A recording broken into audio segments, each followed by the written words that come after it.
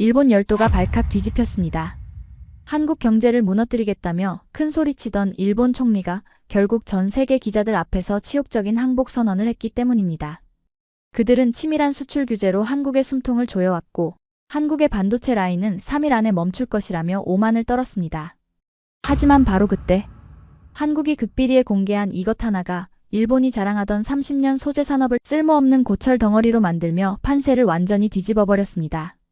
미국조차 일본을 손절하고 한국의 손을 들어주게 만든 결정적 한방, 과연 그 정체는 무엇이었을까요? 세계를 경악시킨 통쾌한 반전이 지금 시작됩니다. 수천 개의 카메라 플래시가 동시에 터지자 마치 눈앞에 하얀 섬광탄이 터진 것처럼 시야가 하얗게 멀어버렸습니다.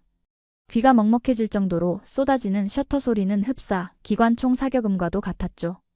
도쿄 총리 관저 대강당, 그 열기 가득한 단상의 정중앙에 그녀가 서 있었습니다.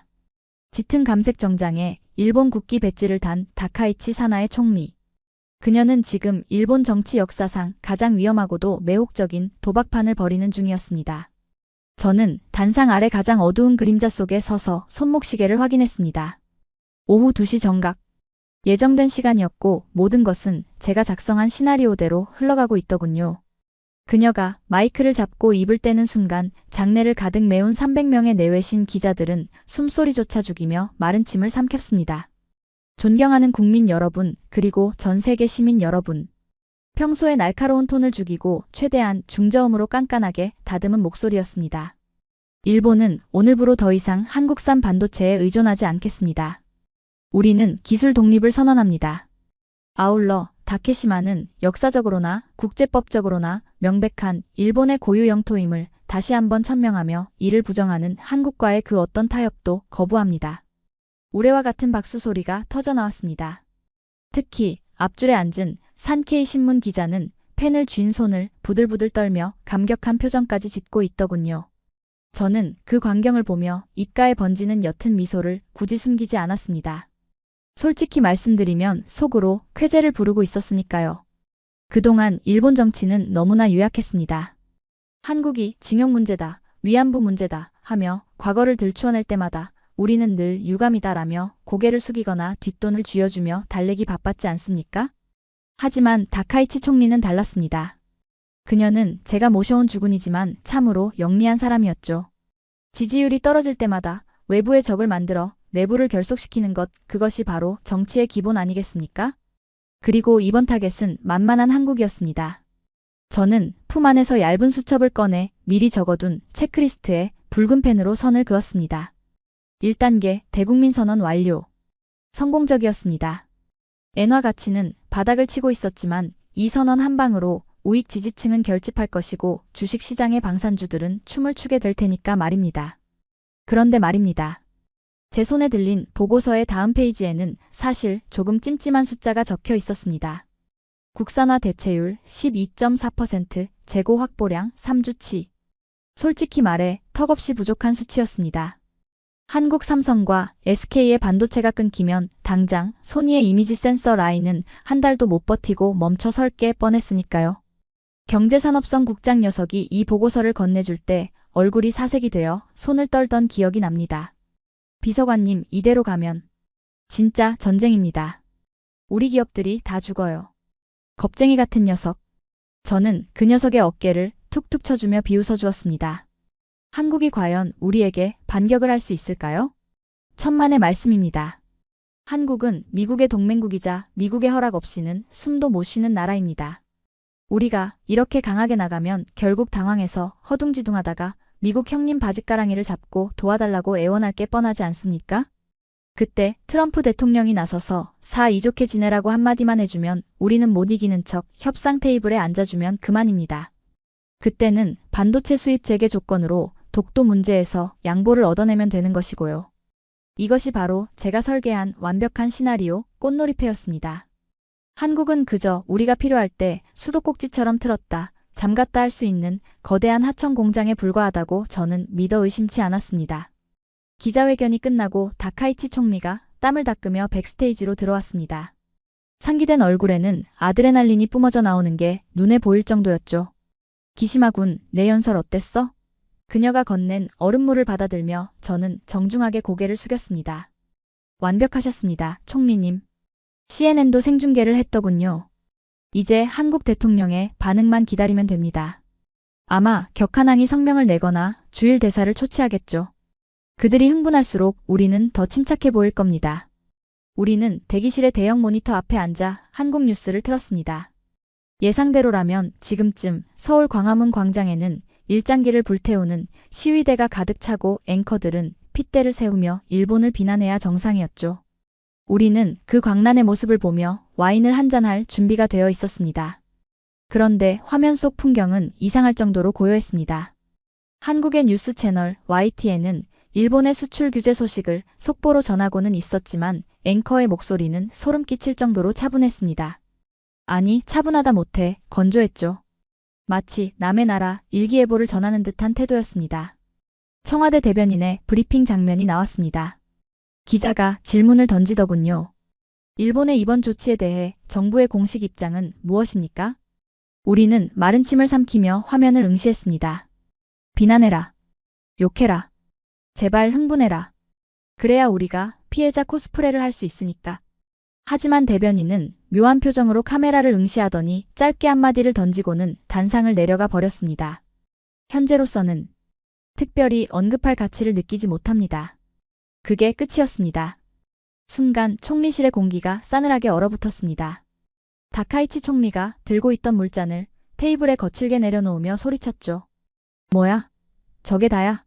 언급할 가치가 없다고? 감히 대일본 제국의 총리가 선전포고를 했는데 무시를 해? 그녀는 분노하고 있었지만 저는 등줄기를 타고 흐르는 식은땀을 느꼈습니다. 뭔가 이상했습니다. 제가 아는 한국은 이렇지 않았습니다. 냄비처럼 펄펄 끓어올라야 하는데 지금 저들은 마치 깊은 심해처럼 고요했습니다. 그 침묵이 의미하는 바가 무엇인지 그때는 미처 알지 못했습니다. 저는 급히 스마트폰을 꺼내 주식시장 앱을 켰습니다. 한국 증시, 삼성전자와 SK하이닉스의 주가. 일본의 제재가 발표되었으니 당연히 폭락했어야 마땅한데 차트는 기이하게도 붉은색 상승 곡선을 그리고 있었습니다. 그것도 3% 급등.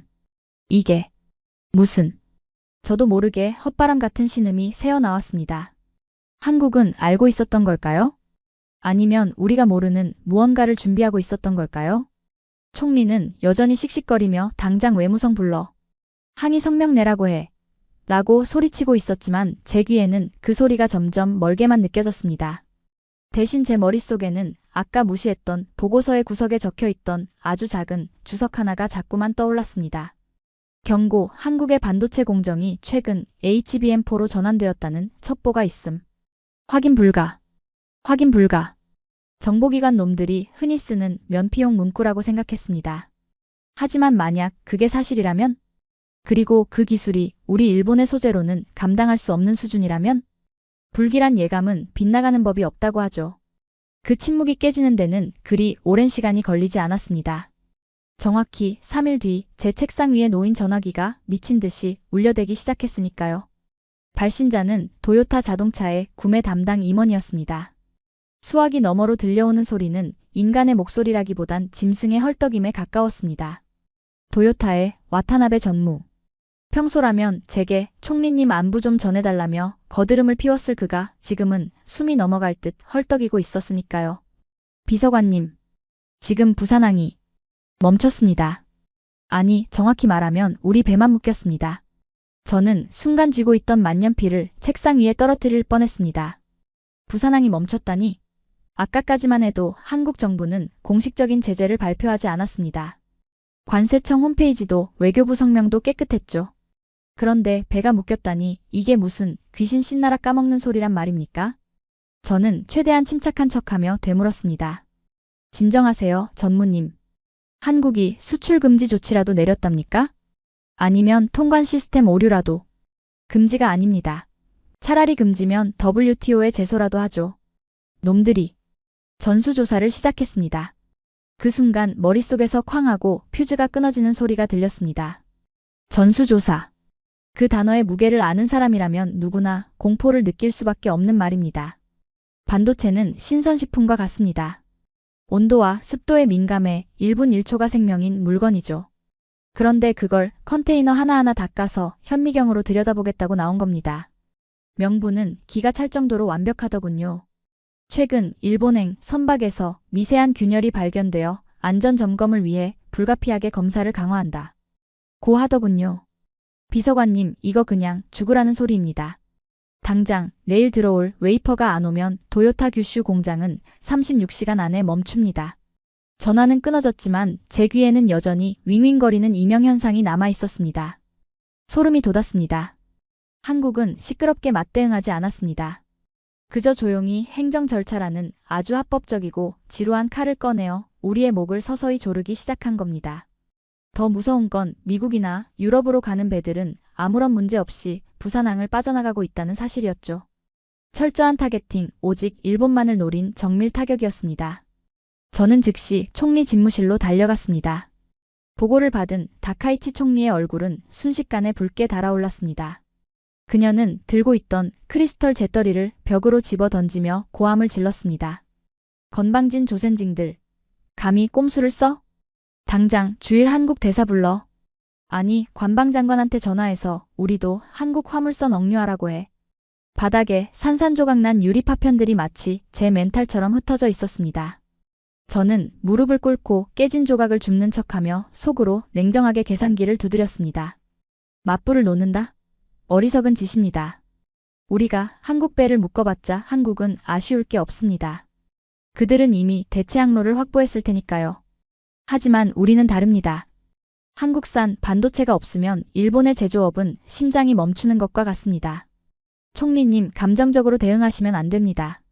지금 우리가 맞대응하면 저들은 기다렸다는 듯이 안전 문제를 핑계로 아예 항구를 폐쇄할 겁니다.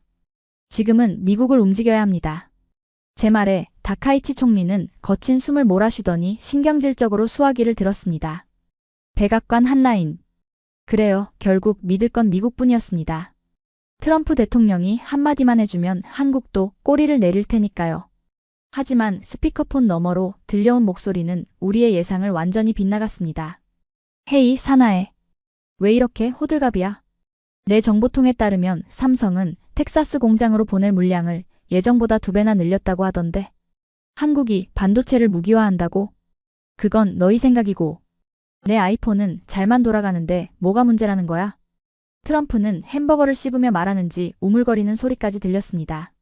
철저한 방관. 아니, 어쩌면 한국과 이미 말이 맞춰져 있는 게 아닐까 하는 의심마저 들더군요.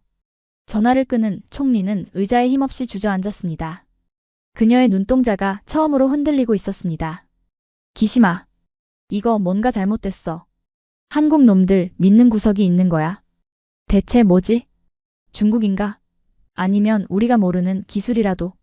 그 순간 저는 며칠 전 경제산업성 국장이 건네줬던 그 보고서 HBM4 공정 전환 확인 불가라는 문구가 뇌리를 스치고 지나갔습니다. 단순히 물량을 잠그는 게 아닐 겁니다. 한국은 지금 우리가 따라갈 수 없는 다음 단계로 넘어가 버린 게 분명했습니다. 만약 그게 사실이라면 우리는 지금 총 칼 없는 전쟁터에서 눈을 가리고 싸우는 꼴이었습니다.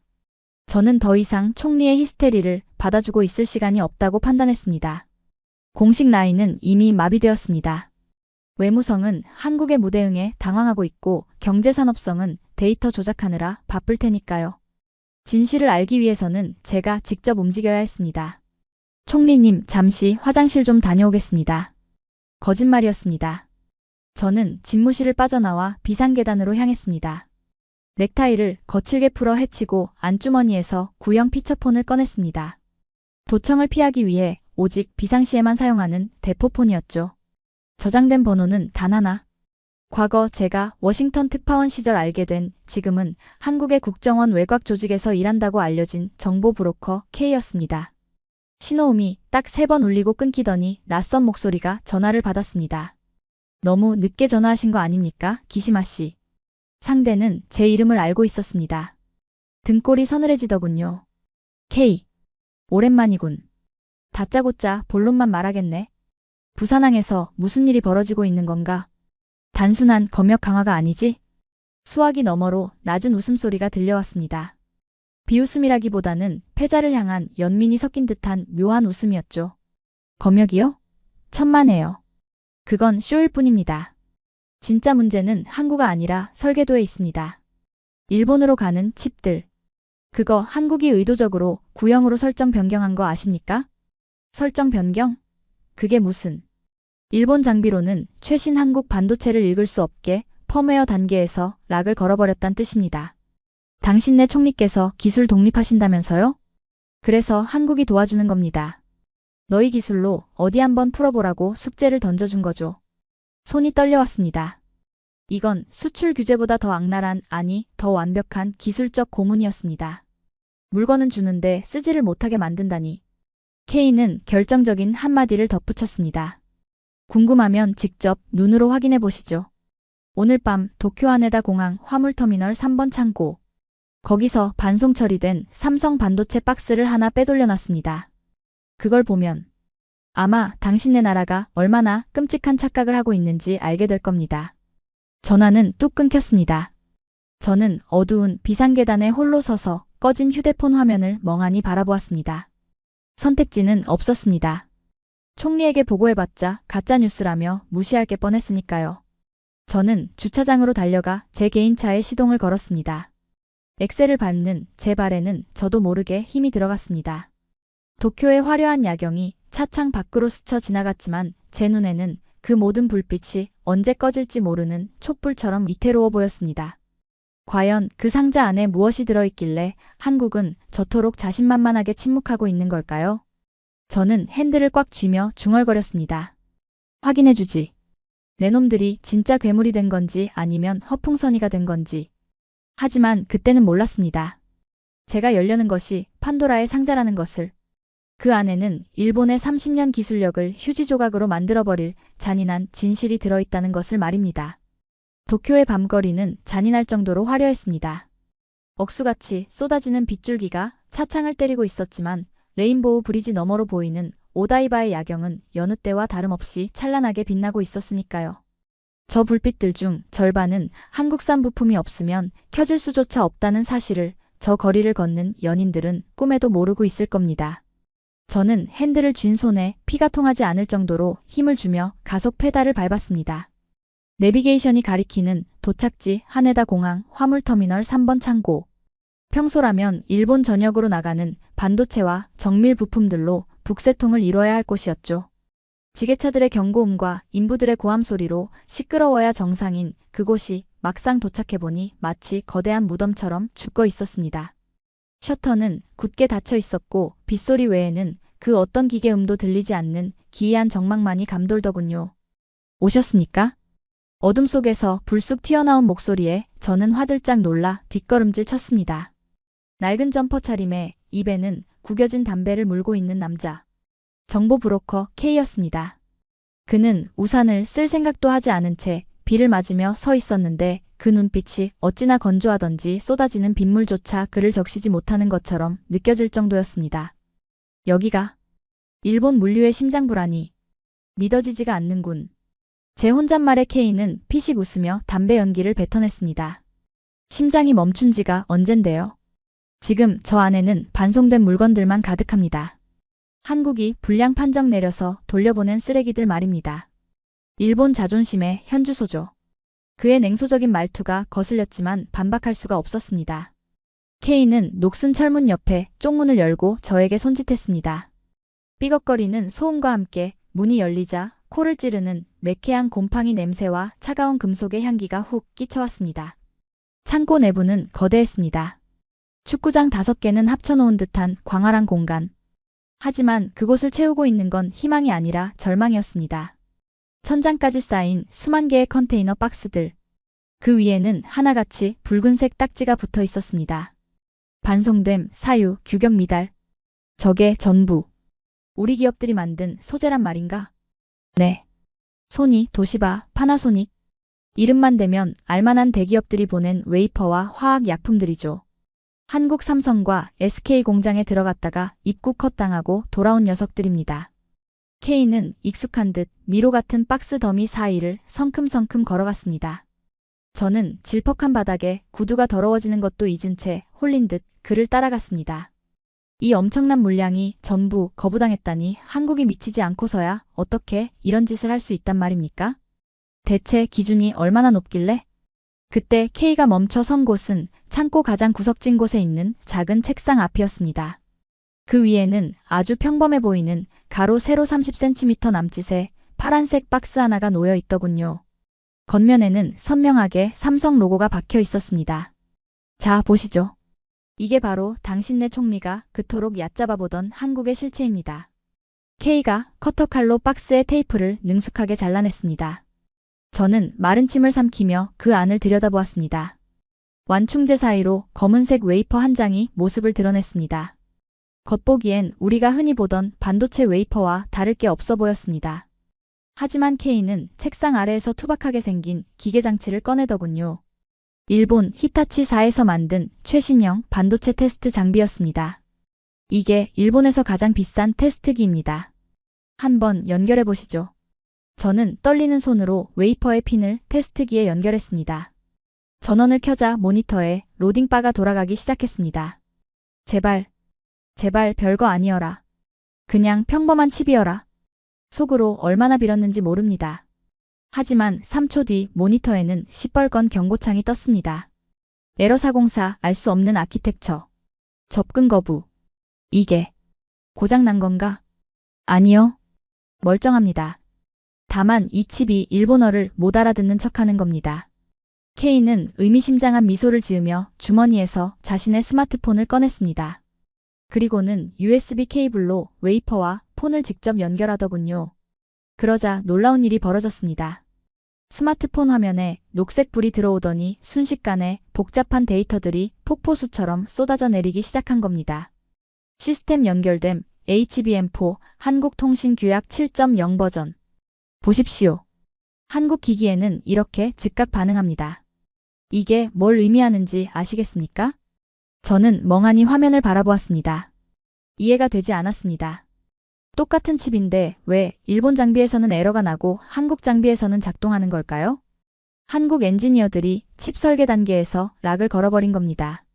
일본산 장비에 고유 주파수나 전압 패턴이 감지되면 칩이 스스로 회로를 닫아버리도록 설계된 거죠. 쉽게 말해 이 반도체는 살아서 숨쉬고 있는 겁니다. 주인과 적을 구별할 줄 안다는 소리죠. 다리에 힘이 풀려 주저앉을 뻔했습니다. 이건 단순한 기술 격차가 아니었습니다. 이건 일종의 능욕이었습니다. 한국은 우리에게 불량품을 보낸 게 아닙니다. 완벽한 제품을 보냈지만 우리가 그것을 쓸 자격이 없다는 것을 기술적으로 증명해 보인 겁니다. 더 재미있는 건 이겁니다. K가 폰 화면을 넘기자 칩 내부 메모리에 저장되어 있던 텍스트 파일 하나가 열렸습니다. 보통은 시리얼 넘버나 제조 일자가 적혀 있어야 할 공간이었습니다. 하지만 그곳에는 영어가 아닌 한글로 된 짧은 메모가 남겨져 있었습니다. K가 그것을 소리내어 읽어주더군요. 본 제품은 독립된 기술로 제작되었으며 역사를 잊은 장비와는 호환되지 않습니다. 순간 창고 밖에서 천둥이 쳤습니다. 쾅! 하는 굉음과 함께 번개가 번쩍였고 창고 안의 형광등이 파르르 떨렸습니다. 저는 그 자리에 얼어붙고 말았습니다. 역사를 잊은 장비와는 호환되지 않는다. 그것은 한국의 엔지니어들이 일본의 반도체 장비들에게 남긴, 아니 다카이치 총리와 우리 일본 전체에게 남긴 차가운 저주였습니다. 이건 미친 짓이야. 고작 반도체 칩 따위에 이런 메시지를 심어놔? 이게 가능이나 한 기술인가? 한국에선 초등학생도 코딩을 배우는 시대입니다. 그들에게 이 정도는 장난감 레고 조립이나 마찬가지죠. 비서관님 인정하셔야 합니다. 당신네 총리가 과거사를 지우려 할 때 한국은 미래를 독점해버렸습니다. 이제 일본은 한국의 허락 없이는 스마트폰 하나도 못 만드는 나라가 된 겁니다. K는 다 피운 담배꽁초를 바닥에 비벼 껐습니다. 그의 표정은 여전히 건조했고 그 점이 저를 더 비참하게 만들었습니다. 그는 화를 내지도 조롱하지도 않았습니다.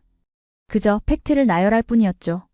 마치 의사가 시한부 환자에게 엑스레이 사진을 보여주며 암입니다. 라고 말하는 것처럼 말입니다. 그때였습니다. 제 주머니 속의 대포폰이 다시 진동하기 시작했습니다. 이번에는 총리가 아니었습니다. 발신자 표시 제한. 하지만 저는 직감했습니다. 이 타이밍에 전화를 걸 사람은 단 한 명뿐이라는 것을. 저는 떨리는 손으로 통화 버튼을 눌렀습니다. 여보세요. 수화기 너머로는 잠시 침묵이 흘렀습니다. 그리고 들려온 목소리는 제가 평생 들어본 한국어 중 가장 유창하고 가장 예의 바르며 동시에 가장 공포스러운 목소리였습니다. 기시마 비서관님이시죠? 하네다 창고는 춥지 않으십니까? 한국 측 정보 요원이었습니다. 그들은 제가 이곳에 있다는 것조차, 아니 제가 칩을 열어볼 그 타이밍조차 보고 있었다는 듯이 정확하게 파고들었습니다. 당신 누구야? 날 감시하고 있는 건가? 감시라니요? 당치 않습니다. 다만 총리님께 전해드릴 말씀이 있어서 연락드렸습니다. 방금 보신 그 HBM4 칩, 사실 그건 예고편에 불과합니다. 예고편? 네. 진짜 본편은 내일 아침 9시 도쿄증권거래소가 열리는 순간 시작될 겁니다. 그때가 되면 알게 되실 겁니다.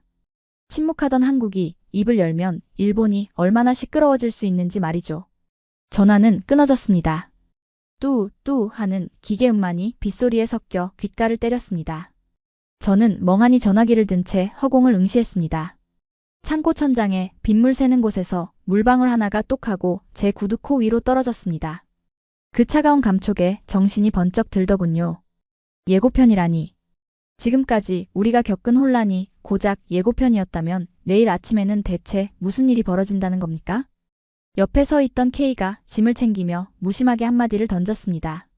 집에 가서 푹 주무세요. 아니, 잠이 올지는 모르겠지만 내일은 아주 긴 하루가 될 테니까. 저는 그에게 대꾸할 힘조차 없었습니다. 그저 책상 위에 놓인 그 파란색 삼성 박스를 다시 바라보았습니다. 처음 봤을 때는 그저 평범한 종이 상자였는데 지금은 마치 시한폭탄처럼 보였습니다. 째깍째깍. 제 귀에는 들리지 않는 타이머 소리가 일본 제국의 몰락을 카운트다운하고 있는 것 같았습니다. 하네다 공항에서 돌아오는 길 제 머릿속을 지배한 것은 공포가 아니라 기이한 부정이었습니다. 사람이 너무 큰 충격을 받으면 현실감이 사라진다고들 하죠. 빗길을 뚫고 달리는 내내 저는 혼잣말처럼 중얼거렸습니다. 말도 안 돼. 고작 반도체 칩 하나에 락을 걸었다고? 그게 무슨 마법 지팡이라도 된단 말인가? K 그자가 한국 돈을 받고 나를 속이려 든 게 분명해. 그래요, 저는 그렇게 믿고 싶었습니다. 아니, 믿어야만 했습니다. 대일본 제국의 제조업이 한국 엔지니어들의 키보드 노름에 휘청거린다는 건 제 인생을 송두리째 부정당하는 일이었으니까요. 저는 관저로 돌아오자마자 찬물로 세수를 하고 거울 속의 저를 향해 애써 웃어 보였습니다. 기시마, 정신 차려. 내일 아침이면 아무 일도 없을 거야. 한국은 그저 허풍을 떨고 있는 거라고. 하지만 그 내일 아침은 제 바람보다 훨씬 잔인하게 그리고 너무나 정확하게 찾아왔습니다. 오전 8시 50분. 도쿄증권거래소 VIP룸. 평소라면 활기찬 고함과 주문 소리로 가득 찼을 이곳에는 마치 장례식장 같은 무거운 침묵만이 감돌고 있었습니다. 다카이치 총리는 억지로 여유를 부리며 최고급 옥로차를 마시고 있었지만 찻잔을 쥐인 그녀의 손가락 끝이 미세하게 떨리고 있다는 걸 저는 놓치지 않았습니다. 대형 전광판의 시계가 8시 59분 50초를 가리키자 장내의 모든 사람들이 숨을 멈췄습니다. 5초, 4초, 3초. 저는 마른 침을 삼켰습니다. 목구멍이 까끌까끌해서 마치 모래를 삼키는 것 같더군요.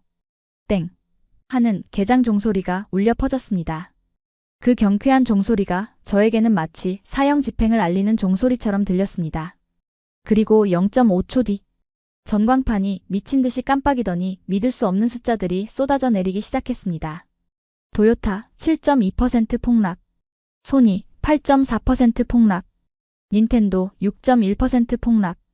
단 1분 만이었습니다. 일본을 대표하는 우량주들이 마치 날개 잃은 추락하는 새처럼 곤두박질치고 있었습니다. 장내는 순식간에 아수라장이 되었습니다. 트레이더들은 머리를 감싸쥐며 비명을 질렀고 전화벨 소리가 귀를 찢을 듯 울려 퍼졌습니다. 이게 무슨 일이야? 왜 갑자기 폭락하는 거야? 다카이치 총리가 찻잔을 엎지르며 소리쳤습니다. 뜨거운 찬물이 테이블볼을 적셨지만 아무도 신경 쓰지 않았습니다. 그때 NHK 뉴스 속보를 알리는 긴급 시그널이 대형 화면에 떴습니다. 속보, 중국 상무부 일본행 히토류 및 전략 광물 수출 전면 통제 선언. 이유, 자국산업보호 및 전략물자 관리 강화. 순간 제 눈앞이 아찔해지더군요. 히토류. 반도체뿐만 아니라 전기차 모터, 배터리, 미사일 유도 장치에 들어가는 필수 광물. 중국이 그걸 끊겠다고? 갑자기? 왜? 저는 떨리는 손으로 태블릿 PC를 켜서 외신들을 뒤졌습니다. 그리고 로이터 통신에 기사 한 줄을 발견하고는 그대로 얼어붙고 말았습니다. 한국, 중국의 차세대 반도체 표준 규격 일부 공유. 사실상 기술 동맹 시사. 그제야 퍼즐이 맞춰졌습니다. 한국은 제 손에 피를 묻히지 않았습니다.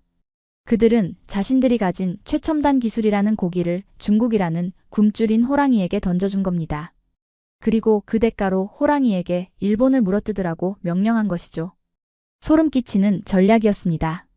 한국 대통령이 시진핑 주석과 웃으며 악수하던 그 사진 한 장이 실제로는 일본의 숨통을 끊어놓는 사형 선고였던 셈입니다. 비서관님, 도요타 본사에서 긴급 화상 연결을 요청했습니다. 비서가 사색이 되어 달려왔습니다. 화면이 연결되자 도요타 아키오 회장의 얼굴이 나타났습니다.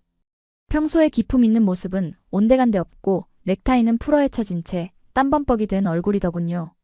그는 인사를 할 겨를도 없이 고함을 질렀습니다. 총리, 지금 당장 이게 어떻게 된 일인지 설명하시오. 중국 세관에서 우리 배터리 원자재를 전량 압류했어. 재고가 딱 3일치 남았단 말이오. 다카이치 총리는 당황해서 말을 더듬었습니다. 회장님 진정하십시오. 이건 중국의 일방적인 횡포입니다. 우리가 WTO에 제소하고 미국의 도움을 요청하면 미국? 아직도 그놈의 미국 타령이야. 아키오 회장이 책상을 쾅 내리치자 카메라가 흔들렸습니다. 방금 트럼프가 트위터에 뭐라 썼는지나 보고 말해. 일본은 환율 조작을 멈춰라. 내 친구 한국이 공정한 무역을 하고 있다고 썼다고. 미국은 이미 우릴 버렸어. 당신이 한국 자존심 긁는 바람에 우리 도요타가 멈추게 생겼단 말이야. 화면 너머로 들리는 공장 내부의 사이렌 소리. 위잉, 위잉 거리는 그 소리는 마치 공습경보처럼 들렸습니다. 저는 그 소리를 들으며 애써 현실을 부정하려 했습니다. 아냐, 이건 과장된 거야. 도요타가 어떤 기업인데? 전 세계에 부품망이 깔려 있어. 고작 히토류 좀 막혔다고 3일 만에 멈춘다고? 저 늙은이가 겁먹어서 오버하는 거야. 하지만 제 부정을 비웃기라도 하듯 이번에는 소니 측에서 보낸 팩스 한 장이 제 책상 위로 날아들었습니다. 종이 위에는 단 한 문장에 통보만이 적혀 있었습니다. 긴급보고 이미지 센서 생산 라인 가동률 0%. 한국산 불화수소 재고 소진 완료. 금일 오후 12시부로 구마모토 공장 전면 셧다운. 가동률 0%. 그 숫자 0이 마치 검은 구멍처럼 보여 저를 빨아들이는 것 같았습니다. 0%라는 건 감산이 아닙니다. 그냥 죽었다는 뜻입니다. 세계시장 점유율 1위인 소니의 이미지 센서가 멈춘다. 그러면 아이폰 카메라도 갤럭시 카메라도 못 만듭니다. 그런데 왜 한국은 괜찮은 걸까요? 왜 전 세계는 조용한 걸까요? 궁금증은 곧 풀렸습니다. 블룸버그 통신이 띄운 헤드라인 때문이었죠. 삼성전자, 소니 물량 대체 가능. 전 세계 고객사에 차질 없이 공급 중. 저도 모르게 헛웃음이 터져 나왔습니다. 한국은 이미 준비를 끝내놓고 있었던 겁니다. 우리가 수출 규제니 뭐니 떠들 때 그들은 이미 생산 라인을 증설하고 대체 기술을 확보하고 심지어 우리 고객사들까지 뺏어갈 준비를 완벽하게 맞춰놓고 있었던 겁니다. 우리는 그저 그들이 파놓은 함정 위에서 탭댄스를 추고 있었던 꼴이었죠. 기심아, 멍하니 있지 말고 뭐라도 해보란 말이야. 경제산업성 국장 연결해. 대책이 있을 거 아냐. 다카이치 총리의 비명 같은 지시에 저는 기계적으로 전화를 걸었습니다. 하지만 수화기 너머로 들려오는 소리는 차라리 듣지 않는 게 나았을 법한 절망적인 보고뿐이었습니다. 비서관님, 저희가 분석해봤는데요. 경제산업성 기술국장의 목소리는 거의 울기 직전이었습니다. 한국이 보낸 그 HBM4 칩 뜯어봤습니다. 그런데 내부 회로가 전부 유리기판으로 되어 있습니다. 유리기판? 그게 뭐 어쨌다는 건가? 그건 이론상으로만 존재하던 기술입니다. 일본 소재 기업들은 시도조차 못한 기술이라고요? 애초에 우리 소재가 필요 없었던 겁니다. 불화수소? 포토레지스트? 놈들은 그 단계를 아예 뛰어넘어 버렸어요. 우리가 소재 안 판다고 협박할 때 놈들은 이미 소재가 필요 없는 공정을 돌리고 있었단 말입니다. 머리를 한 대 얻어맞은 것 같았습니다. 아니 해머로 뒤통수를 가격당한 기분이었습니다. 우리는 소재를 안 주면 한국 반도체는 멈출 것이라고 철석같이 믿었습니다. 그게 우리의 유일한 무기였으니까요. 그런데 한국은 그 무기를 피한 게 아니라 아예 무기가 통하지 않는 다른 차원으로 진화해버린 겁니다. 총칼을 들고 덤볐는데 상대가 우주선을 타고 날아가 버린 격이랄까요? 거짓말. 거짓말이야. 저는 전화를 끊지도 못한 채 중얼거렸습니다. 인정할 수가 없었습니다. 30년 동안 세계를 지배해온 일본의 기술력입니다. 노벨상 수상자가 몇 명인데 장인 정신이 깃든 우리의 제조업이 고작 한국의 젊은 엔지니어들에게 이렇게 허무하게 추월당했다고? 이건 데이터 오류야. 그래, 국장놈이 겁먹어서 헛소리하는 거야. 내가 직접 확인해야겠어. 저는 미친 사람처럼 관절을 뛰쳐나왔습니다. 수행원들이 불렀지만 들리지 않았습니다. 제 눈으로 직접 확인하지 않으면 이 악몽 같은 현실을 받아들일 수가 없었으니까요. 제가 향한 곳은 도쿄 외곽에 위치한 일본 최대의 반도체 소재 기업 JSR의 연구소였습니다. 이곳이라면, 이곳의 수석 연구원이라면 저에게 한국 기술은 별거 아니다 라고 말해줄 것 같았습니다. 연구소에 도착했을 때 로비는 난장판이었습니다.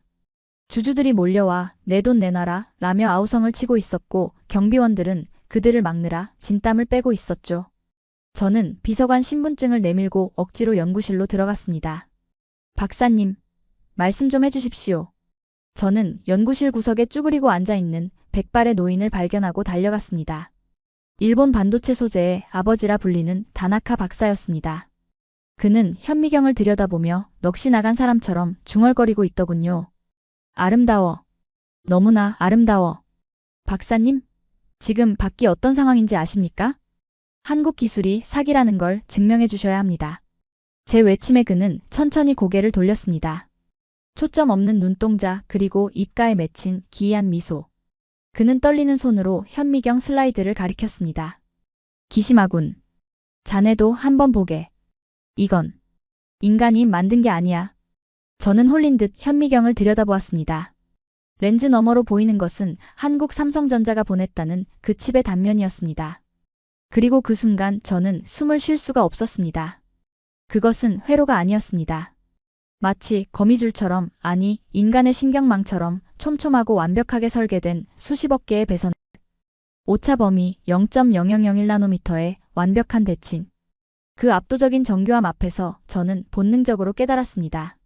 이건 예술이었습니다. 우리가 장인 정신 운운하며 도자기를 굽고 있을 때 그들은 원자 단위의 예술을 하고 있었던 겁니다. 이걸 한국이 만들었다고요? 우리는 졌네. 아니, 애초에 싸움이 성립되지 않았어. 유치원생이 대학생에게 싸움을 건 꼴이지. 다나카 박사는 책상 위에 놓인 일본산 최신 소재 샘플을 쓰레기통에 처박아 버렸습니다. 이따위 쓰레기로는 저 칩을 닦아낼 수도 없어.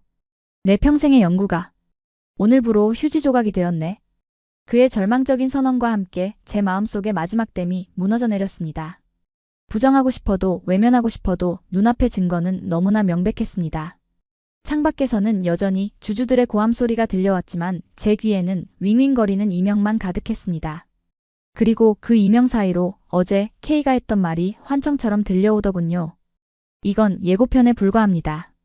그래요. 이게 고작 예고편이라면 이제부터 시작될 본편은 우리 일본에게 얼마나 더 끔찍한 지옥을 보여주려는 걸까요? 주머니 속의 스마트폰이 진동했습니다. 화면에는 다카이치 총리라는 이름이 뜨고 있었지만 저는 전화를 받을 수가 없었습니다. 받을 힘도 아니, 그녀에게 해줄 수 있는 말이 단 한마디도 남아있지 않았으니까요. 저는 연구실 바닥에 주저앉아 쓰레기통에 처박힌 일본산 소재병을 멍하니 바라보았습니다.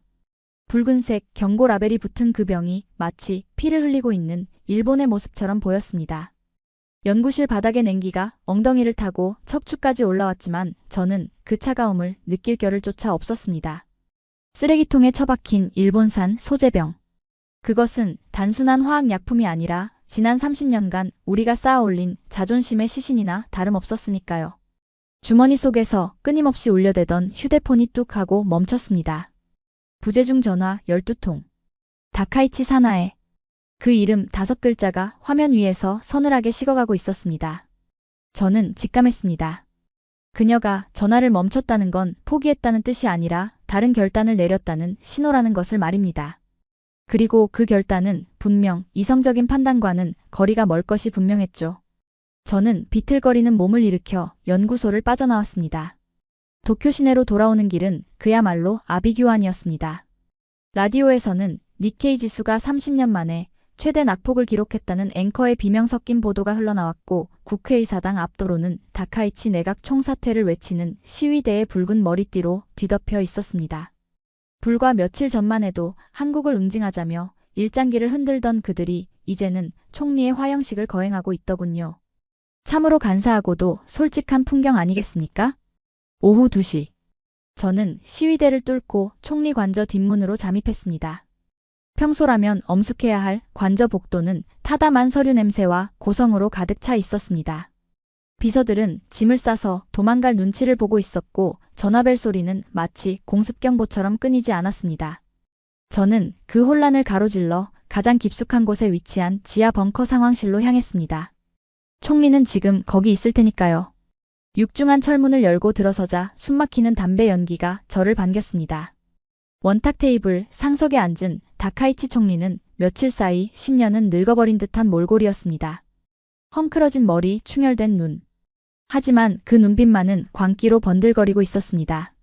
그녀의 맞은편에는 자위대 합참의장과 극우 성향의 관방장관이 굳은 표정으로 앉아 있더군요. 왔나? 기심하군. 총리의 목소리는 쇳소리가 섞여 갈라져 있었습니다. 전화를 왜 안 받아? 자네도 도망칠 생각이었나? 아닙니다. 현장을 확인하고 왔습니다. JSR 연구소에서 한국 기술의 실체를. 됐어. 그딴 기술 나부랭이 이제 중요하지 않아. 그녀는 제 말을 거칠게 잘랐습니다. 그리고는 테이블 위에 놓인 지도를 주먹으로 내리쳤습니다. 경제가 안 되면 안보로 뚫는다. 그게 정치의 기본이야. 자위대 함대를 독도 인근으로 전진 배치해. 한국 놈들이 우리 배를 막았으니 우리도 해상봉쇄로 맞불을 놓는 거야. 위기감을 조성하면 지지율은 다시 오르게 되어 있어. 저는 제 귀를 의심했습니다. 전쟁이라도 불사하겠다는 겁니까? 지금 반도체 때문에 나라가 망해가는 판국에 군함까지 띄우면 한국이 가만히 있겠습니까? 아니, 미국이 가만히 있겠습니까? 총리님, 그건 자살행위입니다. 지금 한국군은 HBM4 기술로 유도무기 체계를 업그레이드했습니다. 우리 레이더로는 그들을 잡지도 못합니다. 시끄러워. 미국이 있잖아. 우리가 맞으면 미국이 자동 개입하게 되어 있어. 미일 안보조약 몰라? 그녀는 발악하듯 소리쳤습니다. 하지만 그때 저는 테이블 구석에 구겨진 채 방치된 노란색 서류 봉투 하나를 발견했습니다. 겉면에 찍힌 붉은색 스탬프. 1급 기밀 열람 인가자 전용 대외비 백악관. 백악관에서 온 외교 전문이었습니다. 다카이치 총리가 저토록 믿고 있는 미국이 보낸 메시지. 그런데 왜 저 중요한 문서가 쓰레기처럼 구겨져 있는 걸까요? 불길한 예감이 등줄기를 타고 흘렀습니다. 저는 총리가 자위대 간부들에게 고함을 지르는 사이 슬그머니 그 봉투로 손을 뻗었습니다. 기심아, 지금 뭐 하는 거야? 관방장관이 날카롭게 지적했지만 저는 멈추지 않고 봉투를 낚아채 내용물을 꺼냈습니다. 영문으로 된 A4 용지 2장. 문장을 읽어내려가던 제 동공이 지진이 난 듯 흔들렸습니다.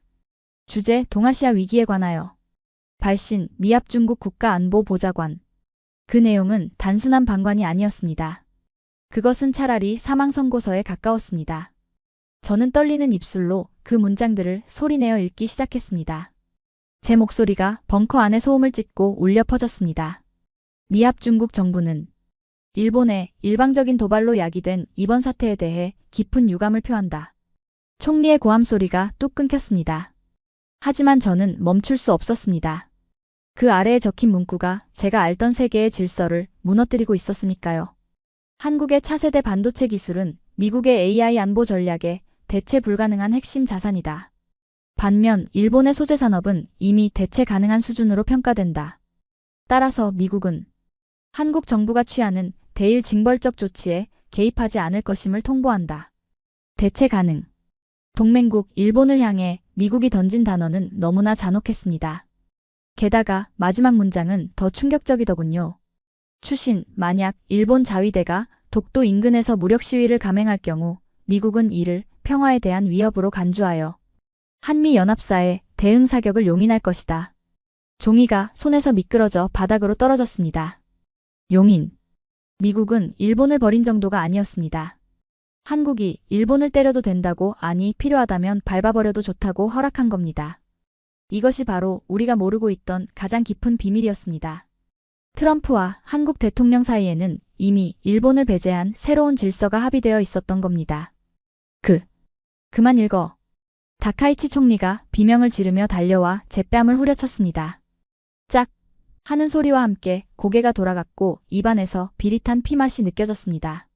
그녀는 헐떡이며 바닥에 떨어진 문서를 발로 밟아 뭉개더군요. 이건 가짜야. 한국 놈들이 로비에서 만든 가짜 문서라고. 감히 내 앞에서 이딴 걸 읽어? 너도 저놈들한테 매수된 거야? 그녀의 눈은 이미 이성의 끈을 놓아버린 상태였습니다. 하지만 저는 뺨의 통증보다 가슴속에서 차오르는 서늘한 깨달음에 전율하고 있었습니다. 한국은 이 모든 걸 알고 있었습니다. 그래서 그토록 침착했던 겁니다. 자기들이 쥔 카드가 조커가 아니라 판 자체를 뒤집는 룰북이라는 걸 알고 있었으니까요. 총리님, 인정하셔야 합니다. 게임은 끝났습니다. 자위대를 보내면 우린 한국군에게 격침당하는 게 아니라 미군에게 버림받고 국제적 고아가 될 겁니다. 입 닥쳐. 이 배신자 새끼. 다카이치 총리가 손짓하자 문가에 서 있던 검은 양복의 사내들이 저를 향해 다가왔습니다. 내각조사실 소속 요원들. 총리의 사병이나 다름없는 그들의 손이 재킷 안쪽에 권총으로 향하는 게 보였습니다. 기시마 보좌관을 지하 3층 독방에 가둬. 혐의는 국가기밀 유출 및 이적행위다. 내 허락 없이는 물 한 모금도 주지 마. 그녀의 명령은 단호했습니다. 진실을 말하는 입을 막아버리겠다는 심산이었죠. 요원들의 거친 손이 제 양팔을 꺾어 올렸습니다. 어깨가 빠질 듯한 고통이 밀려왔지만 저는 반항하지 않았습니다. 아니, 반항할 힘이 없었다는 게 맞겠죠. 끌려나가기 직전 저는 마지막으로 총리의 얼굴을 똑바로 쳐다보았습니다. 그녀는 바닥에 떨어진 미국 전문을 주워 찢어버리고 있었습니다. 마치 종이를 찢으면 현실도 사라질 거라고 믿는 어린아이처럼 말입니다. 총리님, 종이는 찢을 수 있어도 내일 떠오를 태양은 막을 수 없습니다. 한국이라는 태양 말입니다. 끌고 가. 당장. 철문이 쾅 하고 닫히는 순간 벙커 안의 불빛이 사라지고 칠흑 같은 어둠이 저를 감쌌습니다. 지하 3층으로 끌려가는 엘리베이터 안에서 저는 눈을 감았습니다. 이제 저에게 남은 운명은 두 가지뿐이었습니다. 이대로 쥐도 새도 모르게 제거당하거나 아니면 저 밖의 세상이 완전히 뒤집혀서 이 감옥의 문이 밖에서부터 부서지기를 기다리거나. 하지만 과연 누가 이 미친 폭주기관차를 멈출 수 있을까요? 도요타 회장? 시위대? 아닙니다. 그들은 힘이 없습니다. 그 순간 제 머릿속에 단 한 사람의 얼굴이 스쳐 지나갔습니다. 저에게 이건 예고편에 불과하다고 말했던 그 한국정보요원의 차가운 목소리. 본편은 내일 아침 시작됩니다. 그가 말한 본편이 주가 폭락 정도가 아니었다면? 만약 그들이 준비한 진짜 피날레가 다카이치 총리라는 인간 자체를 겨냥한 것이라면? 어둠 속에서 저는 처음으로 한국이 무서운 게 아니라 경외심이 들기 시작했습니다. 그들은 적을 죽이는 게 아니라 적이 스스로 무덤을 파게 만든 뒤 그 위에 비석까지 세워줄 준비를 마친 완벽한 설계자였으니까요. 철문이 닫히는 둔탁한 굉음이 고막을 때리고 나서야 비로소 제가 처한 현실이 피부로 와닿더군요. 지하 3층의 독방. 빛 한 줄기 들지 않는 이 좁은 공간에서 들리는 것이라고는 천장 배수관을 타고 흐르는 물소리와 제 거친 숨소리뿐이었습니다. 조금 전 총리에게 뺨을 맞은 자리가 욱신거렸지만 그 통증보다 더 끔찍한 것은 침묵이 주는 공포였습니다. 여기 아무도 없나? 내가 누군지 알아? 당장 문 열어. 철창을 붙들고 소리쳐 보았지만 돌아오는 것은 서늘한 냉기뿐이었습니다. 다카이치 총리는 진심이었습니다. 그녀는 자신의 정치적 생명을 연장하기 위해 저 하나쯤은 의문사나 자살로 위장해 처리해버릴 수 있는 여자였으니까요. 저는 차가운 시멘트 바닥에 주저앉아 무릎을 감싸 안았습니다. 평생을 엘리트 코스만 밟아온 제가 일본 제국의 심장부라 불리는 관저 지하에서 개죽음을 당하게 되다니. 이 얼마나 허무하고도 아이러니한 결말입니까? 그런데 말입니다. 인간이란 참으로 간사한 동물입니다. 죽음의 공포가 엄습하자 가장 먼저 떠오른 것은 살려달라는 기도가 아니라 아까 브로커 K가 보내줬던 파일의 뒷내용이었습니다. 본편은 내일 아침 시작된다. 도대체 그 본편이 무엇이길래 총리가 저토록 발작하며 군대까지 동원하려 했던 걸까요? 저는 떨리는 손으로 바짓단 밑을 더듬었습니다. 체포되기 직전 본능적으로 양말 속에 숨겨두었던 대포폰. 다행히 요원들은 제 몸수색을 대충 하는 실수를 범했더군요. 폰을 꺼내자 액정에는 배터리 4%라는 붉은 글씨가 깜빡이고 있었습니다. 저에게 허락된 시간은 고작 5분 남짓. 이 짧은 시간 안에 진실을 확인해야만 했습니다. 저는 K가 보내준 암호화 파일을 다시 열었습니다. 아까는 기술적인 스펙만 대충 훑어봤지만 스크롤을 끝까지 내리자 첨부 파일 개발자 로그라는 폴더가 보이더군요. 파일명은 프로젝트 불화수소 201의 야반도주였습니다. 야반도주? 이게 무슨... 파일을 여는 순간 제 눈앞에 펼쳐진 것은 딱딱한 공학 용어가 아니었습니다. 그것은 처절하다 못해 징그러울 정도로 생생한 인간의 피냄새가 진동하는 일기장이었습니다. D+1 일본 수출 규제 발표일. 오늘 일본이 우리 목줄을 끊었다. 공장장은 울었고 사장님은 담배만 피웠다. 하지만 연구소 막내인 나는 울지 않았다. 대신 책상 위에 사직서를 써놓고 맹세했다. 이 기술 국산화하기 전까진 살아서 집에 들어가지 않겠다고. D+45 1차 테스트 실패. 실패했다. 45번째 실패다. 불량률 98%. 동료 한 명이 과로로 쓰러져 실려갔다. 일본 놈들이 비웃는 소리가 환청처럼 들린다. 조센징들이 해낼 리가 없지라고. 그 비웃음이 내 연료다. 나는 오늘 링거를 꽂은 채 다시 클린룸으로 들어간다. 읽어내려가는 제 손이 가늘게 떨리기 시작했습니다. 우리는 그저 소재를 끊으면 한국이 항복할 것이라고 생각했습니다. 하지만 그 착각이 잠자고 있던 한국인들의 도끼를 깨워버린 겁니다. 그들은 밥 먹는 시간도 아까워 컵라면으로 끼니를 때우며 코피를 쏟으면서도 현미경에서 눈을 떼지 않았더군요. D+120 임계점 돌파. 새벽 3시. 드디어 순도 99.999%를 뽑아냈다. 슈퍼컴퓨터도 불가능하다고 했던 확률을 우리가 손으로 섞어가며 찾아냈다. 미친 짓이라고? 아니, 이건 생존 본능이다. 우리가 멈추면 삼성도 멈추고 삼성이 멈추면 대한민국이 멈춘다. 우리는 죽을 권리조차 없다. D+198 최종 성공, 그리고 완벽하다. 아니, 일본 제품보다 1.5배 더 순수하다. 드디어 성공했다. 다들 환호성을 지르는데 나는 이상하게 눈물이 멈추지 않는다. 아들아, 아빠가 해냈다. 이제 더 이상 남의 나라 눈치 보며 물건 만들지 않아도 된다. 스마트폰 화면 위로 물방울 하나가 툭 떨어졌습니다. 천장에서 샌 물인 줄 알고 닦아내려는데 그게 아니더군요. 제 눈에서 흐른 눈물이었습니다. 저는 입을 틀어막고 오열했습니다. 쪽팔려서가 아닙니다. 무서워서였습니다. 우리는 기술과 싸운 게 아니었습니다. 우리는 한이라는 거대한 괴물과 싸우고 있었던 겁니다. 일본의 연구원들은 매뉴얼대로 일하고 6시가 되면 퇴근합니다. 하지만 저들은 나라를 지키겠다는 일념으로 자신의 수명을 갉아먹으며 기술을 연마했습니다. 데이터로 설명할 수 없는 영역. 슈퍼컴퓨터도 계산해내지 못한 그 미친 집요함. 그것이 바로 한국이 가진 진짜 비밀 병기였던 것입니다. 우린 절대 이길 수 없어. 저는 젖은 목소리로 중얼거렸습니다.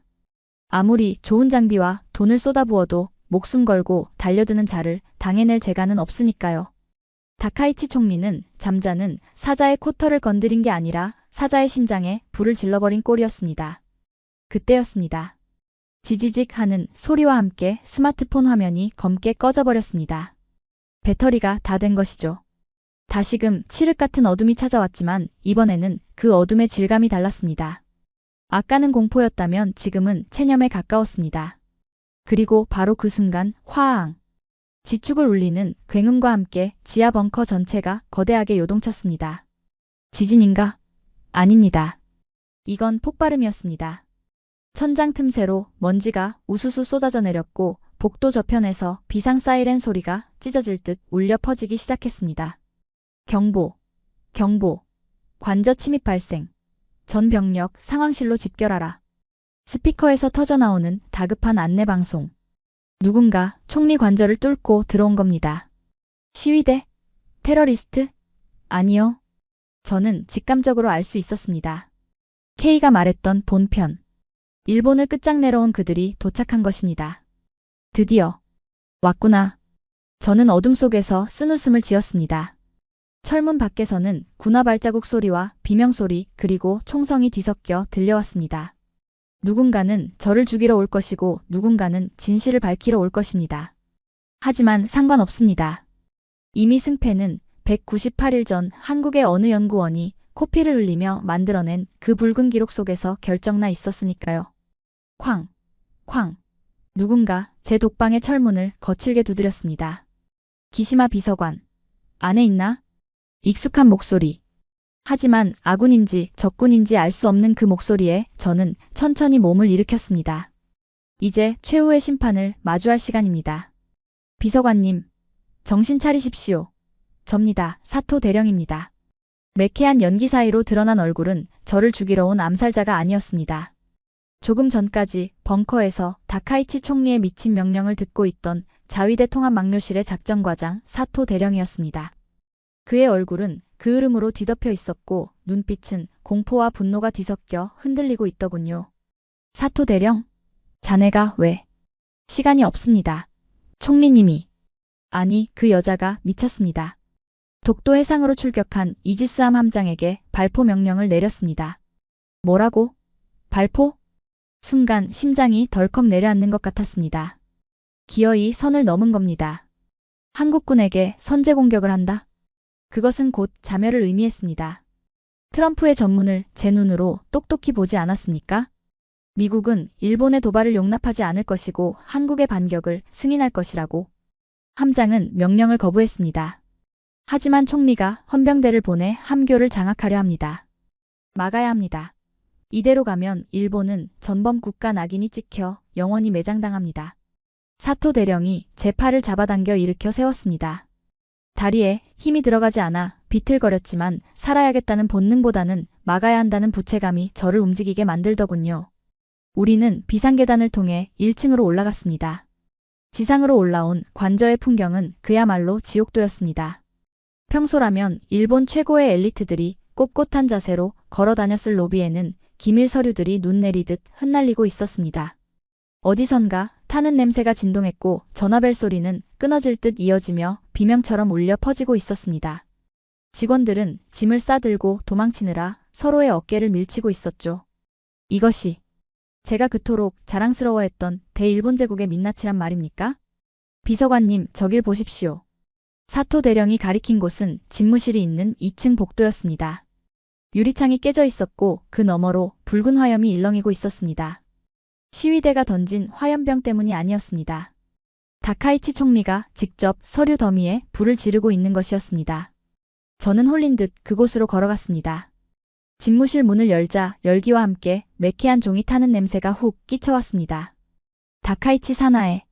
그녀는 벽난로 앞에 쭈그리고 앉아 자신의 정치자금 장부와 비밀 회담 기록들을 미친 듯이 불 속으로 던져넣고 있었습니다.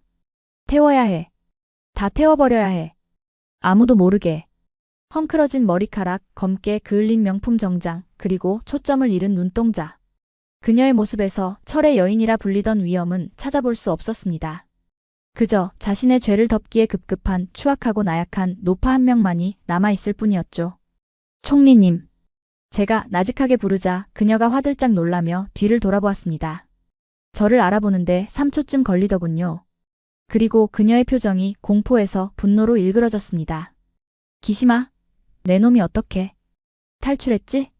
헌병들은 뭐 하는 거야? 그만두십시오. 서류를 태운다고 진실이 사라지진 않습니다. 이미 밖에는 10만 명의 국민들이 총리 관저를 에워싸고 있습니다. 닥쳐. 다 내 놈 때문이야. 네가 한국 놈들이랑 내통해서 정보를 흘렸지? 그래서 경제가 망가진 거야. 나는 일본을 위해 일했어. 강한 일본을 만들려고 했다고. 그녀는 제 멱살을 잡고 흔들었습니다. 악에 바친 비명. 하지만 그 목소리는 공허했습니다. 바로 그 순간 저는 깨달았습니다. 일본을 망친 건 한국의 반도체 기술이 아니었습니다. 바로 눈앞에 있는 이 여자 그리고 그녀를 괴물로 키워낸 저 같은 엘리트 관료들의 오만이 일본을 갉아먹고 있었던 겁니다. 우리는 국민의 눈과 귀를 가리고 한국 따위는 언제든 밟을 수 있다는 마약을 팔아 권력을 유지해 왔으니까요. 힘이 빠지더군요. 분노도 슬픔도 아닌 깊은 허무함이 밀려왔습니다. 저는 저항하지 않고 그녀의 손을 천천히 떼어냈습니다. 총리님, 인정합시다. 우리는 졌습니다. 한국에게 진 게 아닙니다. 시대에게 졌고 양심에게 졌습니다. 패배주의자 같은 소리. 난 안 져. 미국이. 트럼프가 날 버릴 리 없어. 그녀는 다시 전화기를 들고 미친 듯이 백악관 핫라인 버튼을 눌렀습니다. 하지만 수화기 너머에서는 연결할 수 없다는 기계음만 반복될 뿐이었습니다. 그 모습을 지켜보는 제 마음속에서 무언가가 와르르 무너져 내렸습니다. 그것은 제 자존심의 마지막 기둥이었습니다. 저는 집무실 구석에 소파에 털썩 주저앉았습니다. 모든 게 끝났다는 생각뿐이었습니다. 내가 할 수 있는 건 아무것도 없다는 무력감. 차라리 아까 그 독방에서 죽는 게 나았을지도 모른다는 패배감이 저를 집어삼키고 있었습니다. 창밖에서는 시위대의 함성이 파도처럼 밀려오고 있었지만 제 귀에는 그 소리가 마치 장송곡처럼 들리더군요. 그래, 여기서 끝내자. 이 추한 꼴을 더 보느니. 저는 품 안에서 만년필을 꺼냈습니다. 날카로운 펜촉. 이것으로 목을 찌르면 고통은 짧고 안식은 영원할 것 같았습니다. 엘리트로서의 마지막 자존심을 지키는 방법은 그것뿐이라 생각했습니다. 우웅, 우웅. 그때였습니다. 바닥에 떨어져 있던 아까 사토 대령이 제게 건네준 태블릿 PC가 진동했습니다. 화면이 켜지며 뉴스 속보가 뜨고 있었습니다. 저는 무심코 그 화면을 바라보았습니다. CNN 생중계 한국 대통령 긴급 대국민 담화 발표.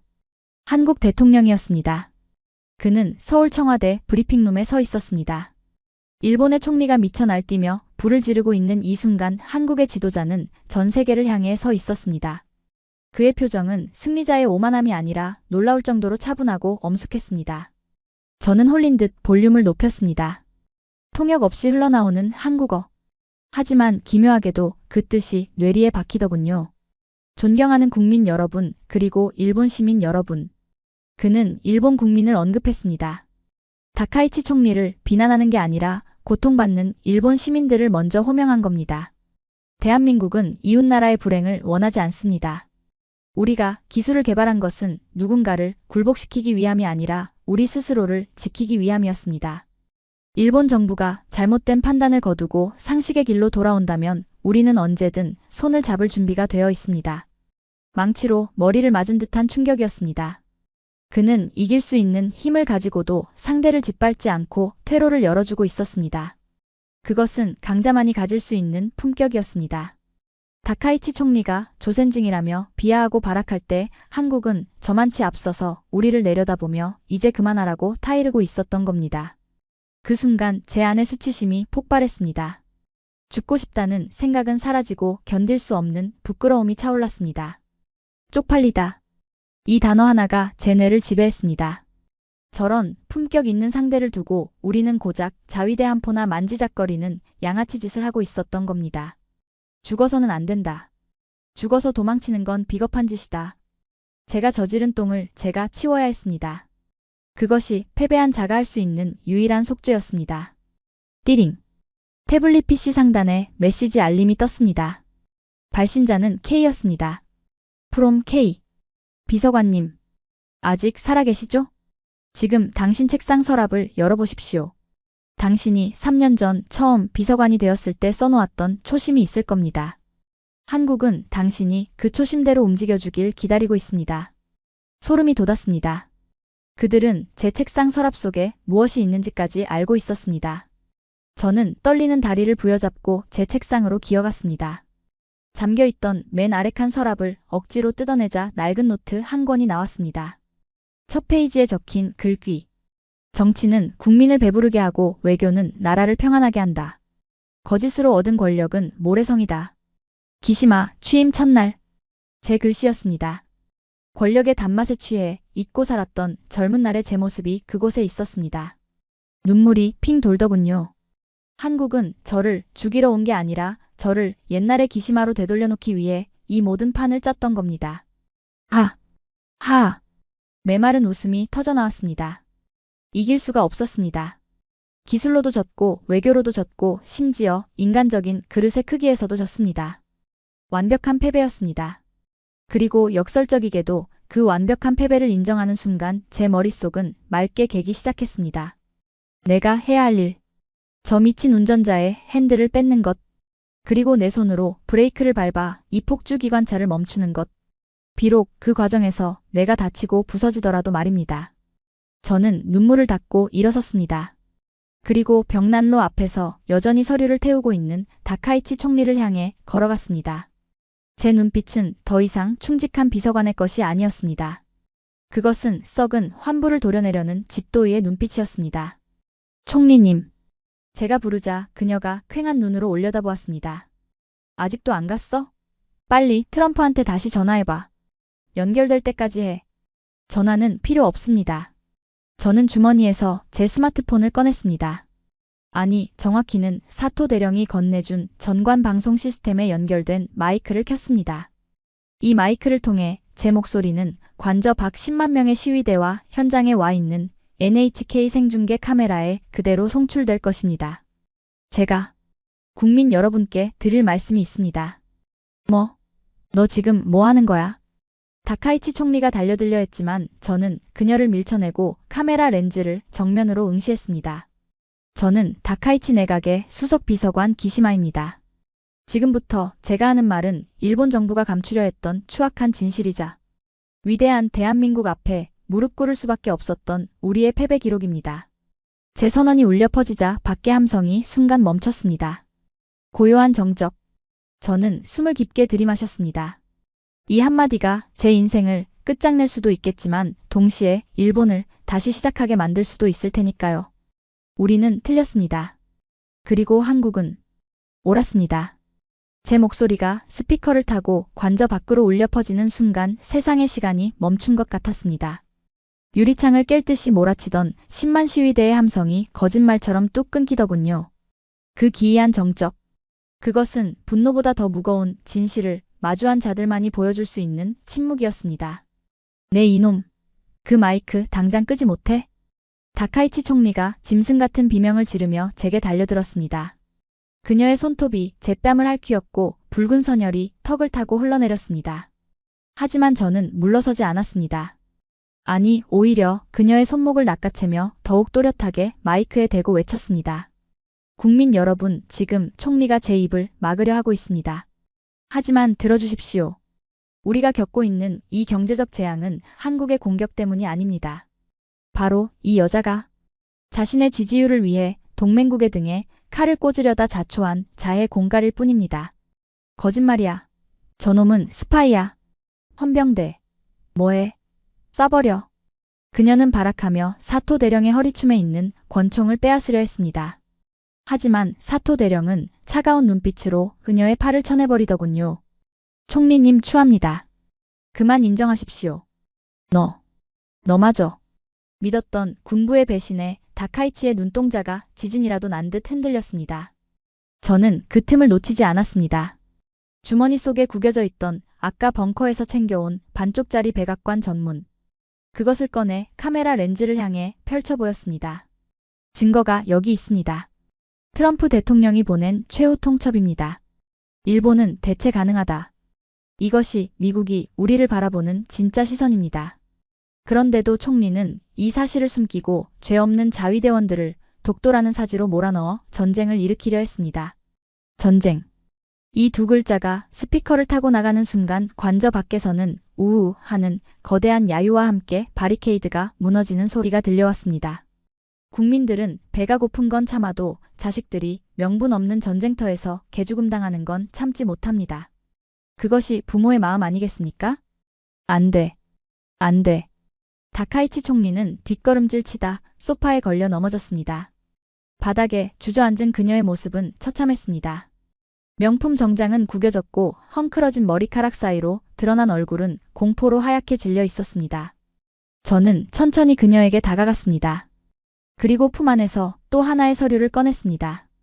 이것은 제가 감옥에 갇히기 전 혹시나 하는 마음에 작성해 두었던 마지막 카드였습니다. 총리님, 아니 다카이치 씨, 이제 선택하십시오. 제가 내민 서류의 제목은 다케시마의 날 조례 폐지 및 대국민 사과문이었습니다. 이게 뭔가 당신이 살 수 있는 유일한 길입니다. 지금 당장 이 문서에 서명하고 전 세계 앞에서 낭독하십시오. 그리고 한국 대통령에게 무릎 꿇고 용서를 비십시오. 그러지 않으면 저 밖에 성난 군중들이 이 방으로 들어와 당신을 끌고 나갈 겁니다. 미쳤어. 내가 왜? 내가 일본의 총리인데? 조센징 따위에게 무릎을 꿇으라고? 차라리 죽어버리겠어. 그녀는 책상 위에 페이퍼 나이프를 집어들고 자신의 목을 겨누는 신용을 했습니다. 하지만 저는 알고 있었습니다. 권력에 중독된 자들은 절대 스스로 목숨을 끊지 못합니다. 그들은 죽는 순간까지도 혹시나 하는 희망을 버리지 못하니까요. 죽지 못할 거란 거 압니다. 그리고 죽어서도 안 됩니다. 살아서 당신이 망가뜨린 이 나라의 꼴을 똑똑히 지켜보는 것. 그게 당신이 받아야 할 진짜 형벌입니다. 쾅! 그때 굳게 닫혀있던 집무실 문이 부서져라 열렸습니다. 헌병대가 아니었습니다. 수십 명의 내외신 기자들이 카메라를 들고 난입한 겁니다. 시위대가 정문을 뚫자 경비 병력이 무너지며 언론의 통제선까지 뚫린 것이죠. 수십 개의 플래시가 기관총처럼 터졌습니다. 바닥에 주저앉아 칼을 들고 떨고 있는 총리 그리고 피 흘리는 얼굴로 서 있는 비서관. 이보다 더 완벽한 몰락의 미장센이 어디 있겠습니까? 총리님, 사실입니까? 전쟁을 기획하셨습니까? 미국에게 버림받았다는 게 사실입니까? 한국에 사과하실 겁니까? 기자들의 질문이 화살처럼 쏟아졌습니다. 다카이치 사나이는 얼굴을 감싸 쥐고 비명을 질렀습니다. 나가? 다 나가? 내 말 안 들려? 하지만 아무도 그녀의 명령을 듣지 않았습니다. 권력 잃은 독재자의 고함은 그저 시끄러운 소음일 뿐이었으니까요. 저는 기자들 앞에서 보란듯이 펜을 꺼내 사과문 위에 올려놓았습니다. 그리고 나직하지만 뼈있는 한마디를 던졌습니다. 서명하십시오. 1분 드리겠습니다. 1분 뒤에는 한국의 반도체 선박이 영원히 뱃머리를 돌려 다른 나라로 떠날 겁니다. 그러면 일본 제조업은 오늘부로 사망 선고를 받게 됩니다. 1분. 그 짧은 시간이 영겁처럼 느껴졌습니다. 방 안에는 카메라 셔터 소리와 그녀의 거친 숨소리만이 가득했습니다. 그녀의 눈동자가 흔들렸습니다. 자존심과 생존 본능 사이에서의 처절한 줄타기. 하지만 결국 그녀를 무너뜨린 건 이념이 아니라 공포였습니다. 덜덜 떨리는 손이 펜을 잡더군요. 사각, 사각. 종이 위를 달리는 펜촉 소리가 비명처럼 들렸습니다. 그녀는 울면서 아니 거의 구토하듯이 서명을 마쳤습니다. 펜을 던지며 그녀가 바닥에 머리를 쳐박고 오열했습니다. 됐어. 이제 됐잖아. 만족해? 만족하냐고. 그녀의 절규는 패배자의 비참한 단말마였습니다. 하지만 저는 그녀에게 눈길조차 주지 않았습니다. 대신 서명된 문서를 집어들고 사토 대령에게 눈짓을 보냈습니다. 대령이 즉시 팩스기로 문서를 스캔하여 청와대 한라인으로 전송했습니다. 삐 하는 전송음. 그 소리가 끝남과 동시에 마치 약속이라도 한 듯 창밖에서 믿을 수 없는 소리가 들려왔습니다. 부앙, 부앙. 도쿄만 항구 쪽에서 울려 퍼지는 거대한 뱃고동 소리. 하나가 아니었습니다. 둘, 셋, 넷. 수십 척의 배들이 동시에 울리는 웅장한 합창이었습니다. 그 소리는 한국의 삼성과 SK 로고를 단 반도체 수송선들이 드디어 일본 항구로의 입항을 알리는 신호였습니다. 아! 기자들도 사토 대령도 심지어 오열하던 다카이치까지도 그 소리에 고개를 들었습니다. 그 뱃고동 소리는 단순한 입항 신호가 아니었습니다. 그것은 대한민국이 일본의 항복을 받아들였음을 알리는 자비로우면서도 압도적인 승전가였습니다. 저는 창가로 다가가 커튼을 젖혔습니다. 멀리 보이는 항구의 불빛들. 그 사이로 당당하게 들어오는 태극기가 그려진 컨테이너선들. 며칠 전만 해도 우리를 공포에 떨게 했던 침묵의 유령선들이 이제는 구세주가 되어 돌아오고 있었습니다. 보십시오. 저는 뒤를 돌아보며 바닥에 엎드린 다카이치에게 말했습니다. 저 배들이 싣고 오는 건 반도체가 아닙니다. 일본이 잃어버린 상식입니다. 한국은 우리를 죽일 수도 있었지만 살려주었습니다. 왜인지 아십니까? 그녀는 대답하지 못했습니다. 저는 씁쓸한 미소를 지으며 말을 이었습니다. 진정한 강자는 상대를 밟아 죽이는 게 아니라 스스로 부끄러움을 느끼게 만들기 때문입니다. 우리는 오늘 경제에서 진 게 아니라 국격에서 졌습니다. 다카이치 총리는 더 이상 버티지 못하고 실신하듯 쓰러졌습니다. 헌병들이 들어와 축 늘어진 그녀를 들것에 실어 나갔습니다. 카메라 플래시가 그녀의 마지막 모습을 잔인하게 비췄지만 저는 더 이상 그 모습을 보고 싶지 않았습니다. 대신 저는 텅 빈 집무실에 홀로 남아 창밖의 바다를 바라보았습니다. 비가 그치고 구름 사이로 햇살이 내리쬐고 있었습니다. 그 빛을 받아 반짝이는 태극기. 문득 연구소에서 봤던 그 엔지니어의 일기장이 떠오르더군요. 아들아, 아빠가 해냈다. 그 한 문장을 쓰기 위해 그들이 흘렸을 피와 땀. 우리는 감히 상상조차 할 수 없는 무게였습니다. 저는 양복 안주머니에서 제 사직서를 꺼내 다카이치가 쓰다 버린 만년필 옆에 조용히 내려놓았습니다. 이제 제 역할은 끝났습니다. 악당은 무너졌고 진실은 밝혀졌으며 배는 들어왔습니다. 하지만 제 가슴 속에 남은 이 묵직한 패배감과 기묘한 존경심은 평생 지워지지 않을 것 같습니다. 관절을 빠져나오는 발걸음은 이상할 정도로 가벼웠습니다. 뒤에서는 여전히 헌병들의 고함 소리와 구급차의 사이렌 소리가 뒤섞여 아수라장이었지만 제 귀에는 그 모든 소음이 마치 먼바다의 파도 소리처럼 아득하게만 들리더군요. 현관을 나서자 밤새 내리던 비가 그치고 먹구름 사이로 눈부신 햇살이 쏟아지고 있었습니다. 그 빛은 패배한 자에게 내리는 벌이 아니라 진실을 밝힌 자에게 주는 작은 위로처럼 느껴졌습니다. 바리케이드를 뚫고 들어왔던 수만 명의 시민들이 저를 보고 길을 열어주었습니다. 누군가는 저에게 매국노라며 손가락질을 했고 또 누군가는 잘했다며 박수를 보냈지만 그들의 평가조차 이제는 중요하지 않았습니다. 제 시선은 그들의 머리 너머 도쿄만 항구에 정박해 있는 거대한 태극기, 바로 그 한국의 반도체 선박에 고정되어 있었으니까요. 지금 이 글을 쓰고 있는 지금도 도쿄는 여전히 혼란스럽습니다. 다카이치 총리는 병원으로 이송된 후 검찰 수사를 앞두고 있고 내각은 총사퇴했습니다. 주식시장은 한국 선박의 입항 소식과 함께 기적적으로 반등했지만 한번 무너진 일본의 자존심이 회복되는 데는 아마 10년 아니 100년이 걸릴지도 모릅니다. 하지만 저는 이 혼란이 싫지 않습니다. 이것은 썩은 살을 도려낸 자리에 새살이 돋기 위한 지독하지만 반드시 필요한 성장통일 테니까요. 저는 주머니에서 스마트폰을 꺼냈습니다. 액정에 뜬 뉴스 화면에는 서울 광화문의 풍경이 생중계되고 있더군요. 승리에 도취해 일장기를 태우거나 조롱하는 모습일 거라 예상했는데 제 생각은 또 한 번 보기 좋게 빗나갔습니다. 한국의 시민들은 차분했습니다. 그들은 승리를 자축하기보다는 이제는 미래로 가자며 촛불을 들고 서로를 격려하고 있었습니다. 그 성숙한 모습을 보며 저는 비로소 인정할 수밖에 없었습니다. 우리가 졌습니다. 완벽하게 졌습니다. 기술력 때문이 아닙니다. 자본력 때문도 아닙니다. 우리는 과거의 영광이라는 족쇄에 묶여 제자리를 맴돌 때 한국은 미래라는 거인을 향해 뚜벅뚜벅 걸어가고 있었기 때문입니다. 그들은 우리를 경쟁 상대로조차 생각하지 않았습니다. 그저 함께 가야 할 이웃이 정신을 차리길 기다리며 묵묵히 자신의 길을 가고 있었던 겁니다. 책상 위에 두고 온 제 사직서가 떠오릅니다.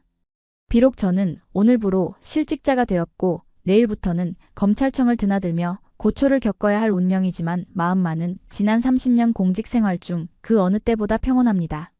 적어도 제 아이들에게만큼은 아빠는 비겁하지 않았다고, 그리고 대한민국은 무서운 나라가 아니라 배울 것이 많은 훌륭한 나라라고 떳떳하게 가르쳐줄 수 있게 되었으니 말입니다. 바람이 불어옵니다. 항구에서 불어오는 저 바람에는 이제 화약 냄새가 아닌 짭조름한 바다 내음과 함께 한국이 보내온 상생의 향기가 섞여 있습니다. 저는 옷깃을 여미며 저 멀리 현해탄 너머 보이지 않는 그 나라를 향해 깊이 고개를 숙였습니다. 이것은 패배자의 굴욕이 아닙니다. 진정한 거인을 알아본 자가 바치는 순수한 경외의 인사입니다. 부디 당신들의 그 뜨거운 도끼와 따뜻한 품격을 잃지 마십시오.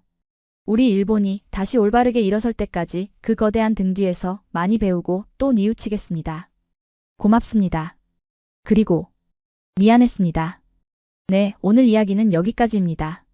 오만했던 일본 총리가 한국의 침묵 앞에 무릎 꿇는 과정, 그리고 그 안에서 피어난 한 내부자의 뜨거운 참회록. 여러분은 어떻게 보셨나요? 누군가는 이것을 단순한 승리라고 말할지 모릅니다. 하지만 저는 오늘 이야기를 통해 우리가 가진 진짜 힘은 반도체 기술 그 자체가 아니라 그 기술을 무기보다는 평화의 도구로 쓸 줄 아는 우리 국민들의 높은 품격이 아닐까 생각했습니다. 일본이 진심으로 변화하는 그날까지 우리의 유쾌한 참교육은 계속될 것입니다. 오늘 영상이 통쾌하셨다면 구독과 좋아요, 그리고 자랑스러운 대한민국을 응원하는 댓글 하나씩 부탁드립니다. 저는 더 짜릿하고 감동적인 이야기로 다시 찾아오겠습니다. 감사합니다.